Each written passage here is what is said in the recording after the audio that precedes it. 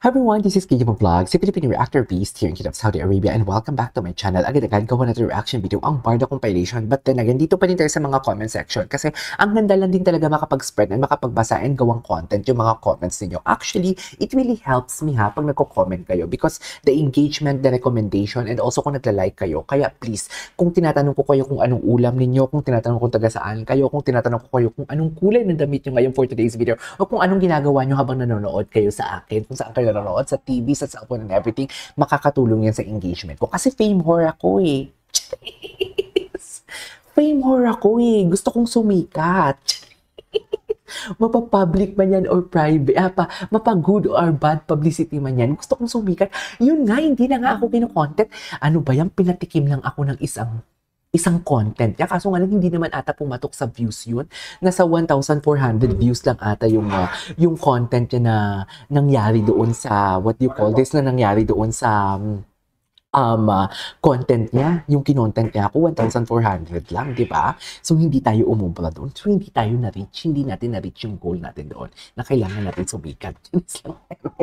So, once again, agad-agad gawa natin reaction video, yung mga comments ninyo. So, kung makikita natin dito, real or real Barda we support. This is what I'm talking. This is what I'm really talking. Hindi ako nagdadadal dito as what I have said sa previous vlog ko. Hindi kami umaasa. Okay? I don't know sa inyo pero sa akin kasi hindi ako umaasa eh. Though parang umaasa din naman ako kahit papano. Pero sa nangyayari ngayon, na gusto nilang sirain si David, parang gusto ko na lang itago yung tipong umaasa ako. Kasi nga evil's eye. You know what I mean? Yan yung sinasabi ko sa inyo before. Yung mga month na mga February and everything, na may mga nagtatagong nagkikita na nagpapadala ng food lang na just garbanzos.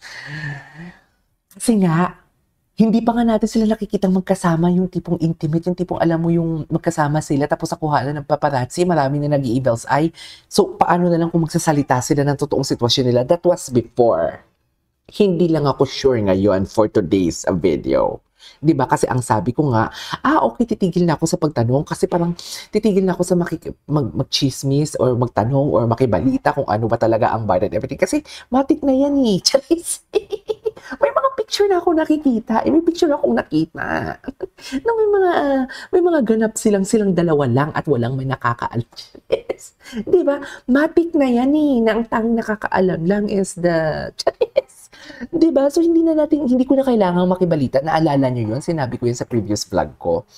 Diba? Pero ngayon, parang sabi ko nga, parang kung magtatanong pa ako in everything, tapos nadudulas naman ako dito, parang I'm invading their privacy as well. Diba? Kahit sabihin mong pabol sa atin yung storya na yan, kahit sabihin mong Barda, I am invading their privacy. So ngayon, kahit umaasa ako, hindi na ako umaasa ngayon. Or kung umaasa man ako, hindi ko aaminin. Itatago ko na lang sa sarili ko. Kasi hanggat marami ang umaasa, marami nagro-root for David and Barbie, mas lalo tayong sisirain for today's video. Mas lalong i-evil's eye nila. Mas lalong magmamanifest sila ng negativity for today's video. Yan lang yun, mga mami. You know what I mean? So, wait lang. For me, Barda is real. Whatever happens, Barda pa rin ako. God bless. Diba?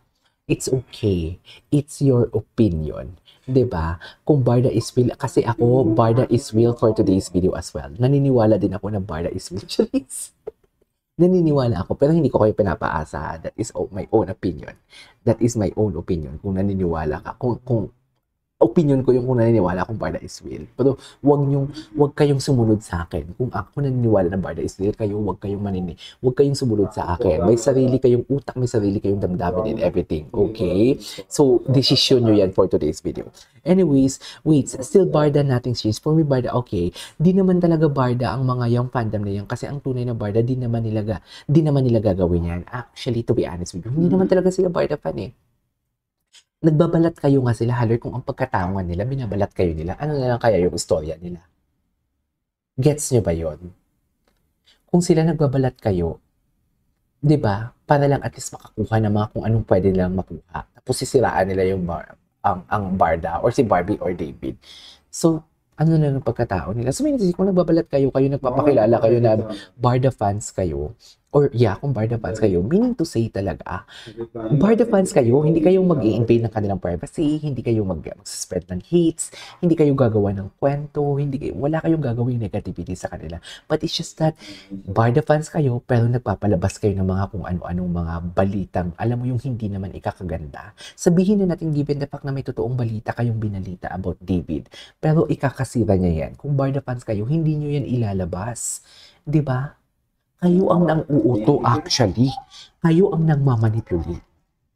'Di ba? Sila talaga, mami. Kaya kung ang pagkatao nga nila or ang kanilang pinipeke nila, 'di ba? Na Barda fans sila. Ang pangalan nila sa kanilang channel, Barda fans. Pero ang inaano nila, negativity.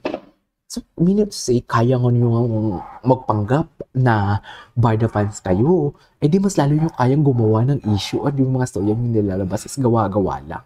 Diba? You know what I mean? Diba? Anyways, masaya ako ngayon, 20 million ang views nila. Wow. Is that the 20 million is the trailer of Contrabida Academy, right? 'Di ba? Good vibes lang si Anthony. Alam mo, Anthony, good vibes lang pero naalala talaga kita. Tigilan mo ko. Alam mo wag ko nilang pangalan. Just kahit na point out ko. Anthony, naalala talaga kita.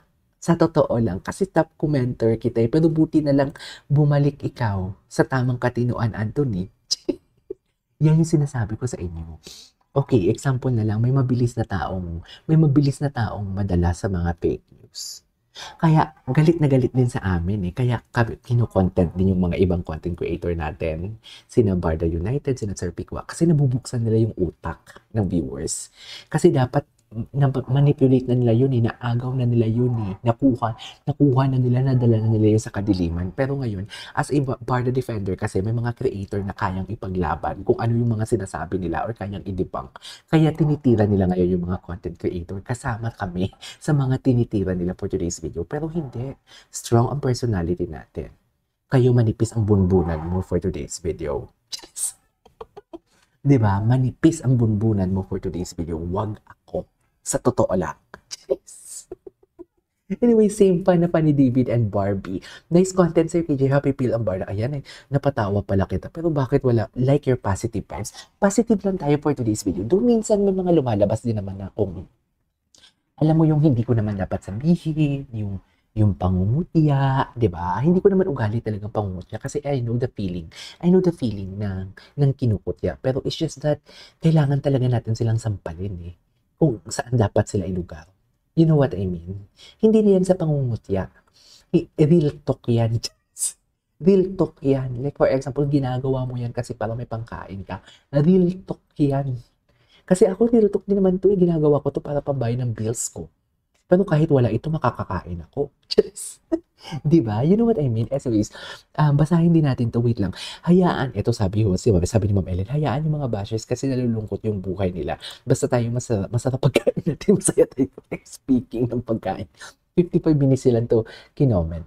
Pagkain natin, masaya tayo, sila may problema, mga panatag ang Barda fans. Masaya lang sila pag nagkamali kung paano manila sa kapwa. Exactly the point. Parang gusto ko siya kaibiganin. Grabe naman yung DTT, Diaryo Tirado, buwisit na bakla kung laitin si David Licaco. O diba, bakit may panglalait? Wala namang ginagawa. Wala namang ginagawa si Barbie sa kanila. Wala namang ginagawa si David sa kanila. Bakit may panglalait? Kasi nga, they want to ruin the career of David. Baka siguro kasama na din niya si Barbie. Kasi tandem sila eh, di ba? Yan pong David Icauter, 8 Danyet. Dati po kay Barbie lang po yan yung nag-guest sila sa PEP. Binanggit ni David kay Barbie. Ano yung 8 Danyet? Ngayon magkasama na sila. 8 Danyet. Hello, Kili, shoutout mo ko direct Benny Andaya. Sabi niya, dadalo daw si T sa DNP sa awarding ng Herman Moreno Most Powerful Tandem kung saan pala si David sa Sunday na. Sa Sunday pala yun. Sa Sunday is 24. So basically, akala ko naman 22 yung PMPC. Anyways, syempre hindi muna ako mag-agree dito. Kasi syempre sineset ko na yung expectation ko eh. Kaya yung sinasabi ko sa inyo, mag-set tayo ng expectation natin. Kumbaga, expect the worst.